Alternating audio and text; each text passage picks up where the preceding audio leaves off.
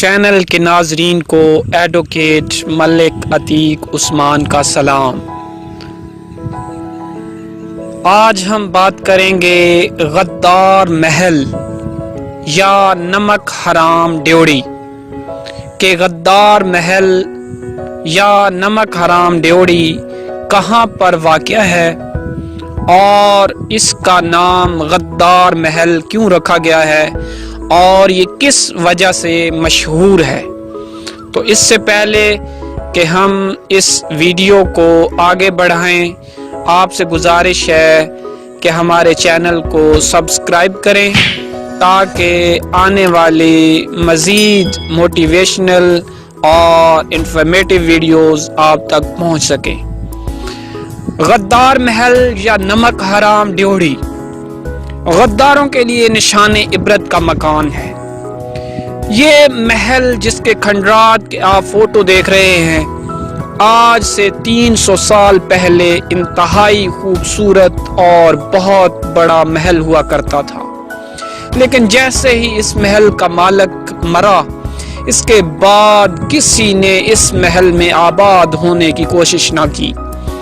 لوگوں کو اس محل سے شدید نفرت تھی اور یہ نفرت ایسی تھی کہ 300 سال گزرنے کے بعد بھی اس نفرت میں کمی نہیں آئی، بلکہ اس سے نفرت کا اظہار لوگ پہلے سے بھی زیادہ شدت سے کرنے لگے ہیں۔ مثال کے طور پر جب کوئی شخص اس محل کے قریب سے گزرتا ہے تو آج بھی اس کے اوپر تھوک کر گزرتا ہے، حتیٰ کہ کچھ لوگ نفرت میں اس قدر انتہا پسندی کا مظاہرہ کرتے ہیں کہ اس کی دیواروں پر باقاعدہ جوتے مارے جاتے ہیں۔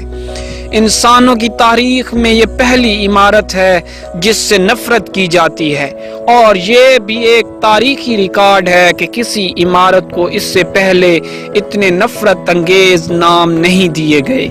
اس کو اس ملک کی گورنمنٹ نے سرکاری طور پر غدار محل کا نام دے رکھا ہے۔ کچھ لوگ نمک حرام ڈیوڑی بھی کہتے ہیں۔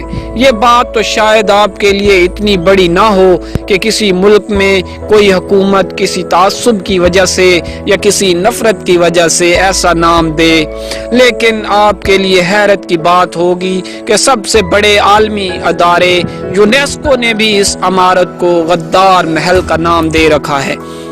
اس عمارت کو نہ تو استعمال کیا جا سکتا ہے، نہ ہی اسے توڑا جا سکتا ہے، اور نہ ہی اس کا نام تبدیل کیا جا سکتا ہے۔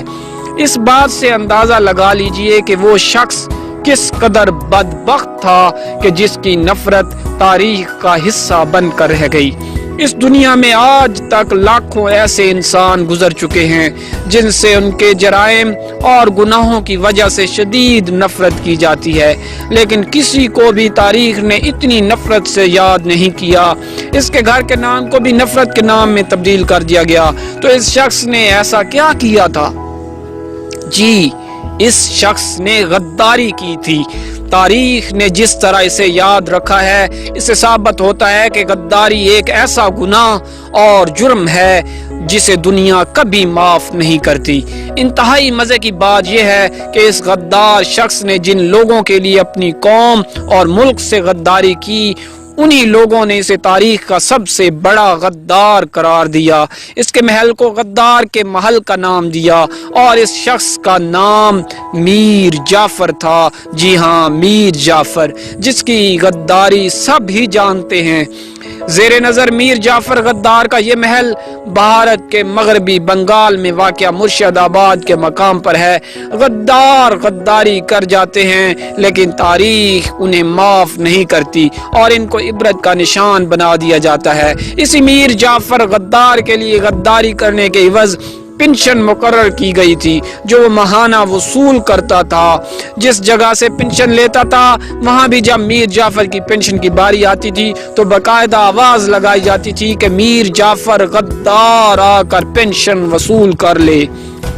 انگریز نے میر جعفر کے لیے لفظ غدار ایک عہدے کے طور پر پکا مختص کر دیا تھا، یہاں تک کہ میر جعفر کی موت کے بعد اس کی اولاد کو باقاعدہ پنشن ملتی تھی۔ ماضی کی روایت پر چلتے ہوئے جیسے ہی میر جعفر کے بیٹے یا پوتے کی باری آتی تو باقاعدہ آواز لگائی جاتی کہ میر جعفر غدار کا پوتا پنشن وصول کر لے۔ ایسے غداروں پر ہمیشہ لعنت برستی ہے، لہذا پاکستان کی سالمیت کے خلاف کفار یا خوارج کی حمایت و طرفداری کرنے والے یا کسی لالچ کے تحت پاکستان کی سالمیت پر قدغن لگانے والوں کی ناپاک کوشش کرنے والے تاریخ پاکستان میں ہمیشہ ہی ایسے ہی غدار کہلائیں گے۔ تو کیسی لگی آپ کو ہماری ویڈیو ہمیں کمنٹ میں ضرور بتائیے گا۔ تو پھر ملیں گے ایک نئی ویڈیو کے ساتھ، اس وقت تک اللہ حافظ۔